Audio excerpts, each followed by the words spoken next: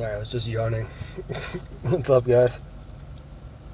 Still yawn and get teary-eyed once in a while. Doing okay today. This is officially 2 weeks, so that's a little mini milestone there. As far as the weather and all this today, this is some real bullshit. I can't even describe. It was supposed to snow, but it's not snow. It's like literally cubed, almost like snow cone ice that's falling, and there's like an inch or two of slush on the ground. You can see behind me, it's like accumulating. And I'll show you like what has accumulated on my my windshield here. I don't know if you guys see that. You can see it's just like little cubes of ice. So I was just putting together a patio set on my deck in shorts just a few days ago, so a little bit of a change. But we're used to it here in Chicago. You just kind of roll with it. If this was Texas, we'd already be eating each other by now. Sorry, Texas people. Got to get together though, Texas. It can't always be sunny and 80 degrees, so get your shit together. But yeah, I was just like listening to music on the way here and feeling pretty good. I gotta go inside. I got a lot of calls to make. I gotta call my instructor, just touch base because we're starting school this week. Make sure I'm not missing anything, and then a lot of work to do this week, like for work. I'm working until 11 p.m. tonight, and then I have to be back on a job by like 8 tomorrow. That's going to be like an hour away from my house, so I got to get up early. So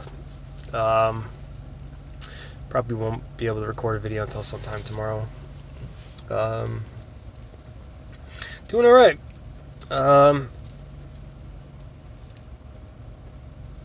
Really not too much to really report on today. I was having a conversation with Andrew before I came to work. It's like this has just been on my mind a lot, and so I guess since I don't have much to report on as far as like no major change in symptoms, might as well just go on little rants or whatever. But there's like nothing in this world that's more misunderstood than probably mental illness and addiction. As far as I don't know. If we survive, this world survives another 100 years, we'll probably look back at this time with, how we view, how we used to treat addiction. It's not going to be that much different than how we look at like bloodletting now. A few 100 years ago, if you had a disease, well, we just got to drain that blood out of you, and then the disease goes with it, and then you're fine. And it's like, we're going to look at, methadone replacement and, long-term jailing of addicts, and even treating detox centers like prisons, which I've experienced firsthand. Like all that stuff is going to probably end up looking like savage in the future. There's a real barrier to entry to get help, and then like even if you do get help, like it's really going to be hit or miss whether or not you end up in a place that actually knows what they're doing. I ended up in a detox center last year. And that's because I was kind of on multiple substances, and then at the time with the heart condition and all that stuff, I was kind of concerned. And at this point, I was starting to like really abuse like the GABA receptor type stuff, which could cause like seizure when you come off. So I finally fessed up to everybody around me, and it was a big step. It was the first time I ever like went into a detox center because like I just really want to get clean the right way. And so then go through an intake procedure, and it's like, man, before I was even in there, I was kind of like wondering, like, man, this might have been a mistake, because they start pulling the drawstrings out of your pants, they start pulling the shoelaces out of your shoes, and going through my bags,